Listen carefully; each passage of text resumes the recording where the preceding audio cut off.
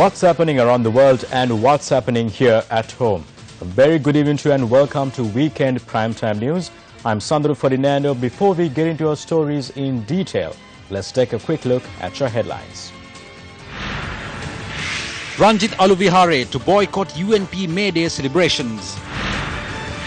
Rohit Abe Gunawardena comments on UNP's venue for the May Day.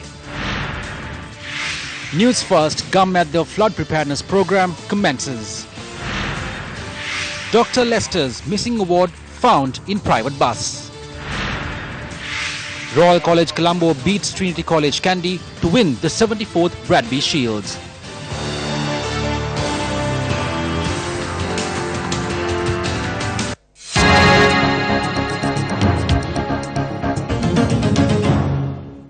Addressing an event in Polonnaruwa today, President Maithripala Sirisena said that the law will be enforced strictly against anyone who is involved in fraud and corruption irrespective of their status. President Sirisena was speaking at an event at Royal Central College Polonnaruwa today to celebrate the International Day of the Midwife.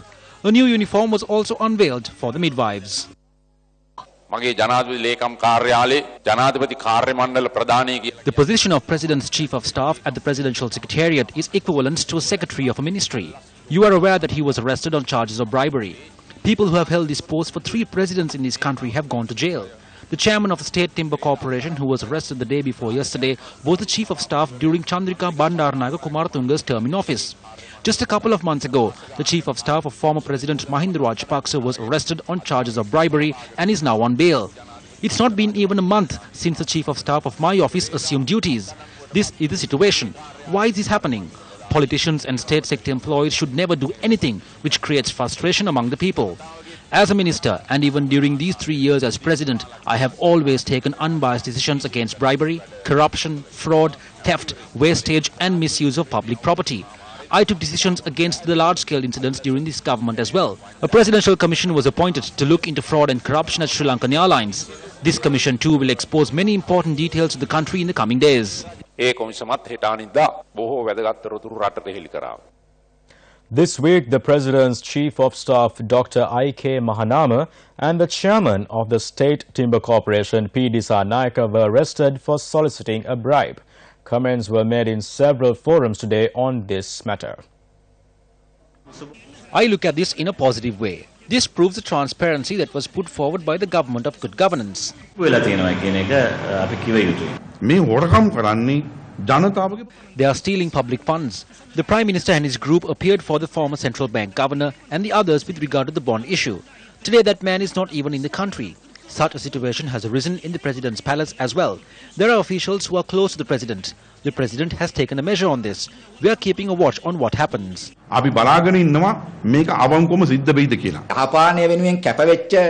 those who are committed towards good governance, we are pleased these institutions are functioning independently to tackle corruption. There is another reason why we must be happy. Even before an hour had passed since their arrest, the President decided to immediately interdict those 2 officers and pave the way for an investigation. The previous similar theft was the bond scam, and the Prime Minister's confidant was involved in that. How did the Prime Minister react after he was exposed in this incident? The Prime Minister retained him in the position and obstructed all investigations. He exerted pressure. Both these people made pledges to install a government of good governance. But they react in 2 different ways, and that is clear following this incident. We know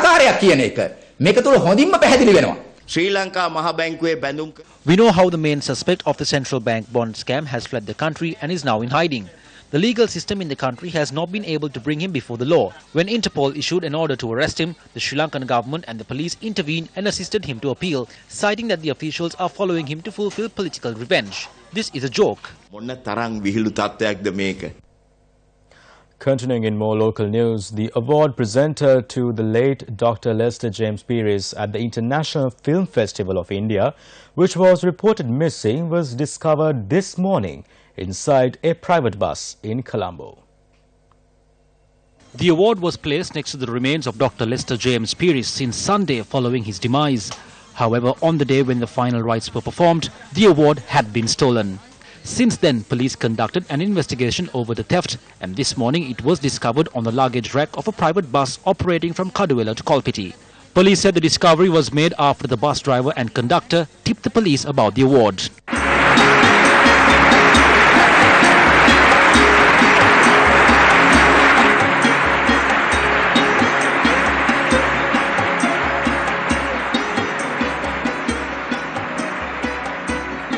Like this long pilgrimage that I had made for 35 years from Gamperelia to this particular moment in time was a moment touched by grace. Dr. Lester James Pierce was presented with the Lifetime Achievement Award at the 31st International Film Festival of India held in New Delhi in 2000 for portraying existential realities and nuances of rural life through his films. UNP MP Ranjit Alvihare says a group including himself would boycott the UNP May Day celebrations scheduled for tomorrow. If an electorate organizer suffers defeat on 3 separate occasions, that person will lose the position as electorate organizer. However, that has not happened in the United National Party. There has never been a change in the leadership. There is no point in making changes to other positions if change is not brought to the top position. We have an issue. How are we to field a candidate for the 2019 presidential election? Before fielding a candidate, we have to face the issue called the provincial council elections. We are aware when we face that election, we will suffer another defeat. Because if we continue with the present situation, we will not have the votes from the villagers. This cannot continue.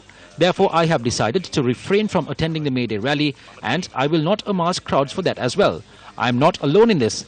There is another group. I will not reveal the numbers. We hope to reach a collective decision soon. For the 2019 election, if someone else from a different party or a hired individual is fielded, I will be the first person to step away from this party. I am not afraid to say that. Meanwhile, while there are internal struggles in the United National Party, its UNP May Day rally will take place in Colombo tomorrow. MP Rohita Abegunawardena from the opposition commented on the UNP's May Day venue. The UNP is celebrating the May Day tomorrow. Where? At the Sugadadasa Indoor Stadium. Do you know the number of seats in that place? There are only 5,400 seats. The powerful UNP is celebrating May Day for the labourer tomorrow, the 6th, at the Sugadadasa Stadium with 5,400 people.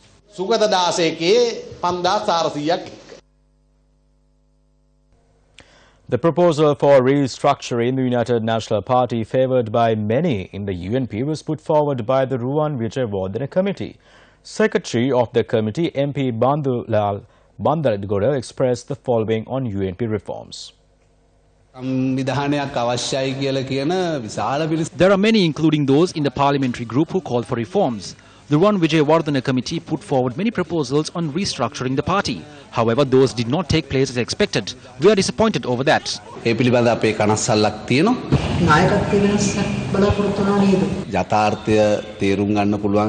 We proposed a program on building the party leadership which can attract the masses. There is no need for reports on reforms. Anyone who is politically correct and can understand the reality would clearly know what reforms are required. We do not need to repeat ourselves. Do not take into account the decision taken in Parliament over the motion of no confidence.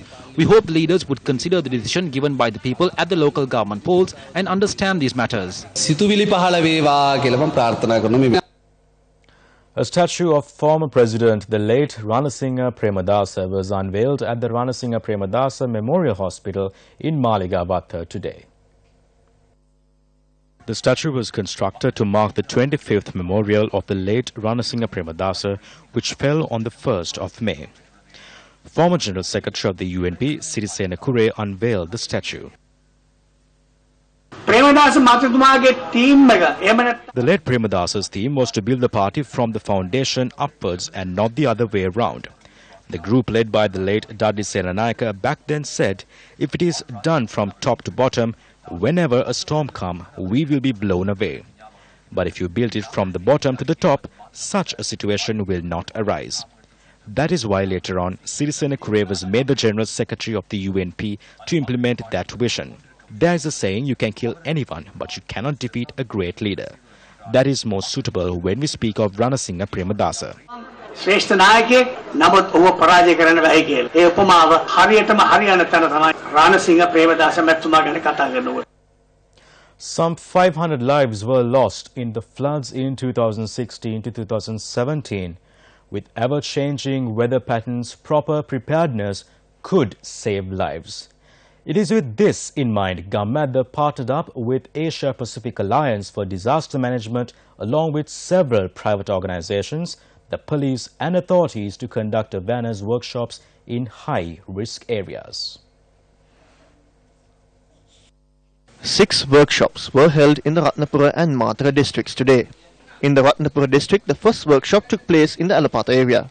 The police life-saving unit elaborated to the locals who gathered at the Dimiyava community hall on how to save a person who is drowning, and the locals were given a first-hand practical training in this rescue method as well. Gammadda team members, together with the resource personnel from the Asia Pacific Alliance for Disaster Management, raised awareness on disaster preparedness among the people as well.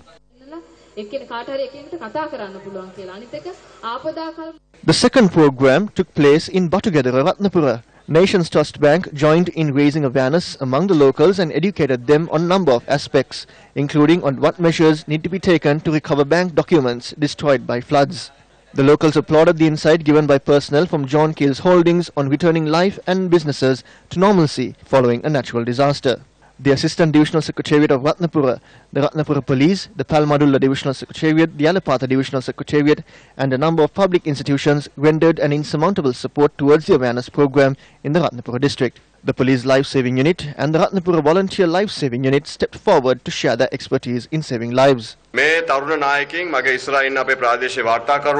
These young leaders before you, including our provincial correspondents and team members, they are reporters, cameramen and editors. Their job role is to report the news. Gammadda is something that goes beyond our role and is done voluntarily. You are well aware how the Gammadda concept has spread far and wide across all 25 districts in the country. You often see us walking the length and breadth of Sri Lanka, deep in rural villages, wearing this black t-shirt. We have become a part of the fabric of rural Sri Lanka. However, what you do not see is the person who gave life to this concept, and that is our chairman, R. Rajamahendran. I clearly remember the day over a decade ago when he called me and told me that we should expand our vision of news from just reporting to a deeper connection with the people. That was the day Gammadda was born. It's because of his leadership. Every member of our team, including myself, has been groomed and been given an opportunity by the chairman. Effective leadership is when young people are given the opportunity to reach their potential and work for the nation. If you have been inspired by Sirasa, if you have been supported by Gammadda, if you trust News First, if you have been helped by Sahanayatra, you are amongst the million whose lives have been touched by this man's leadership. සිරස ගම්මැද්ද පැමිණිලා ඇත්තටම මේව කරපු සත්කාරය බෙහෙමත්ම වටිනවා. මම ඉන්නේ බෝල්ගඩ ප්‍රදේශයේ මගේ ගේ තව අඩි 15ක් යට වුණා. දැන් අපිට නැති දේවල් දැනගත්තා. මේ බොහොම හොඳ වැඩසටහන. ඉතින් බොහොම ස්තුතියි. මේ වැඩසටහන මම ඇබැහිම සතුටු වෙනවා. ගම්මැද්ද වැඩසටහන මේ පන්සලේ මෙහෙඟුවට තුමාට හරි ගොඩක් ස්තුතියි. පැත්තම යට වෙනවා. යට වෙච්චාම අපිට එක ගෑයි උඩකට යන්න තියෙන. ඒ ගෑයි ඉන්නවා 75ක් විතර. ඉතින් ඒ 75 පිරිච්චාම අපිට යන්න දිහාවක් නැහැ. ඔරුවත් උනත් මේ වටුකදර වලව්වට හරි ඉස්කෝලේට හරි යන්න පුළුවන් නේ. The third of the series of programs in the Ratnapura district took place this evening at the Marapana Shastrodaya Pirivana. The awareness program took place at 3 separate locations in Matara today. The first was this morning at the Sirivardhanarama temple in Katduwa, Matara. A two-storied house was submerged. The occupants did not leave the house. We had to reach them by boat and force them to leave the house. Through these programs, we need to focus on saving lives, leaving aside the age-old attitudes. I am thankful to the Sirasa Media Network for coming here and organizing such a program to save lives, let alone property. දනුවත් කිරීම හුඟක් හොඳයි හුඟක් සතුටුයි ඇත්තටම අපි දන්නේ නැති අර ආපදා මල්ලක් හදාගන්න කියපු එක ගැන හුඟක් දැනුවත් වුණා දනුවත් කිරීම බොහොම වටිනවා බොහොම හොඳම දෙයක් තමයි කරේ මේ ගමට මේ වගේ කිසිම ආයතනයකින් කිසිම දෙයකින් මොකුත් කළා නැහැ මේ වගේ. The second program took place at the Pushparama temple in Markandra.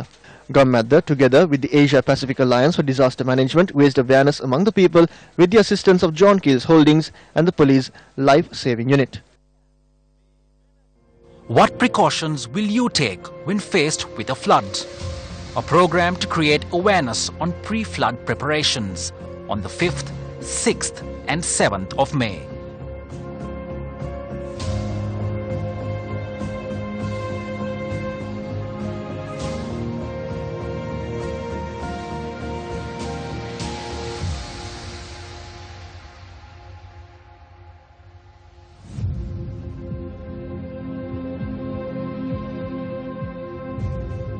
A joint effort by GovMatda and the Asia-Pacific Alliance for Disaster Management. The following is a report about the freshwater fishermen in Kadruwela, whose issues have gone unheard by those in responsible positions.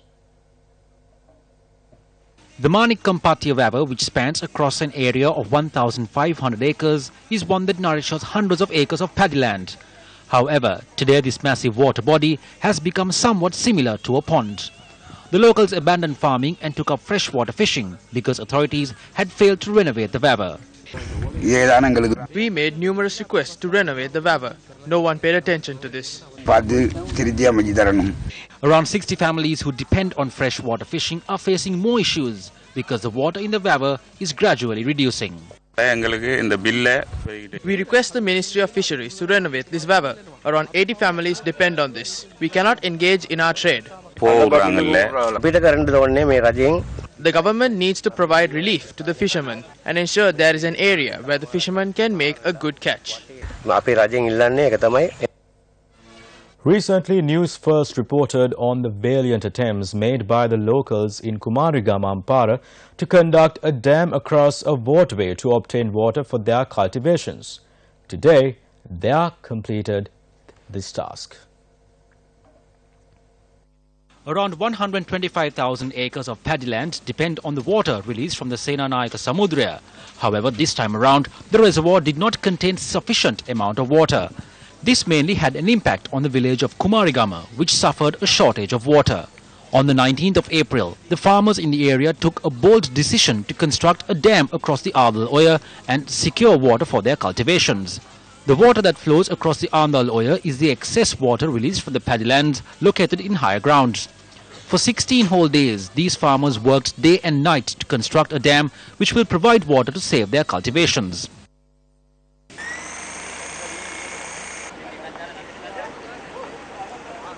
Today, following the conclusion of the construction, the farmers released water through this way to their cultivations at the auspicious time.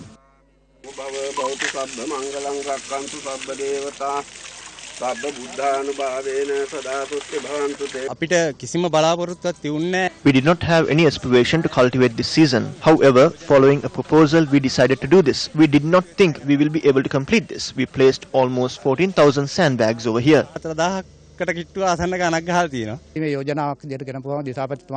This is something that needs to be done by the district secretary and the director. We placed 14,000 sandbags over here. Today we succeeded in this task. The farmers worked for 16 days. All government officials must focus their attention towards this and construct a solid permanent dam at this location. The people were compelled to take over the responsibility of solving the issue. Is this not because of the failure and inability of the politicians? The Sri Lanka-Singapore Free Trade Agreement was raised at a conference in Colombo last evening. Malik Samaravikrama always says it is the government's policy to enter into trade agreements. When we spoke against ECTA, he questioned whether we had seen that agreement. At present, he is holding on to the agreement and asking us if we have seen it. The Singapore Minister for Trade and Industry says Singapore will save $10 million in taxes per year through this agreement. It means the country will lose a tax revenue of 1,500 million rupees every year. What do we get out of this? The Singaporean minister says 99% of the services are free of tax. The list from Singapore includes the goods and services that are already tax-free. Are these the type of people who are governing this country?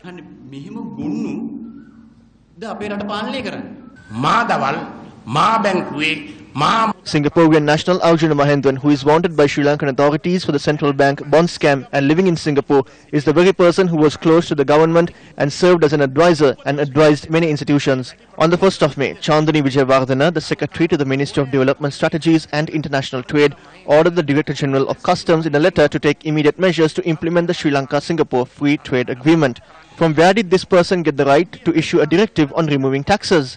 As parliamentarians, we have justifiable reasons to question this move.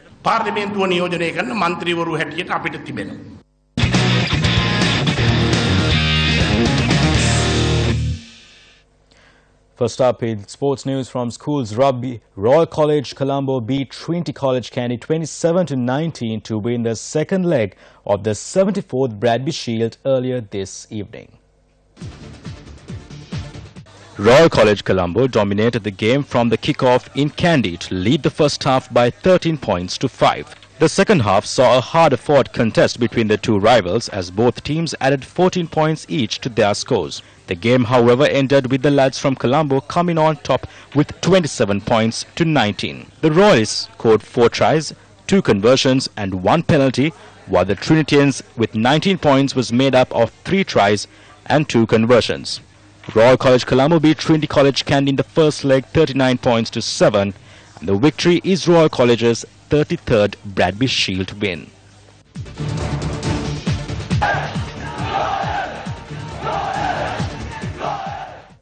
Meanwhile, the Director General of the Department of Sports Development, HMBP Herath, was removed from his position with immediate effect this morning on the instructions of Minister of Sports Faisal Mustafa.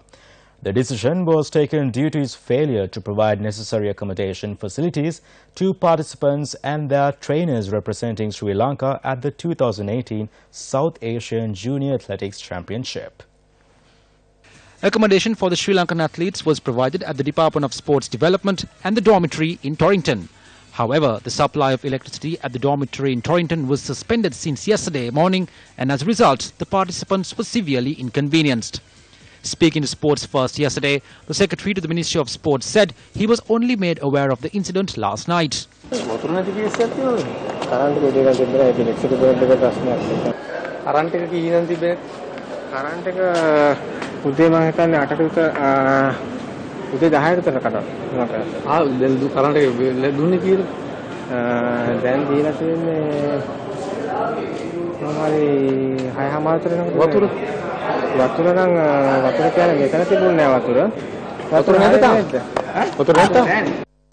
The athletes and trainers were moved out of the dormitory, and it was past 10 p.m. when they were given accommodation at a leading hotel in Colombo. Issuing a communique, the Ministry of Sports said the Director General of the Department of Sports Development was removed with immediate effect as he had failed to provide any solutions to this issue even as of last night. According to reports, Anil Veerasinghe, who was appointed as manager of the South Asian Junior Athletics Championship, was also unaware of the incident. This incident comes after several reports were carried on local newspapers on the 3rd of this month of Veerasinghe's conduct, which has put many athletes in discomfort. The management has also taken measures to obtain signatures from the athletes against the newspapers and directed letters to the heads of those newspapers. The letter notes the athletes were troubled by the reports published in the newspapers. Later it came to light the athletes had signed the letter without understanding the contents of it. As a result of the actions of officials using junior athletes as bait for their own agenda, it is the future of Sri Lankan sports that is moving towards destruction. On day 1 of the South Asian Junior Athletic Championships, Sri Lanka clinched 5 golds, 6 silver and 10 bronze medals. And with that, to wrap up Weekend Primetime News, thank you very much for joining us. For the News First team, I'm Sandro Ferdinando. Do take care and good night.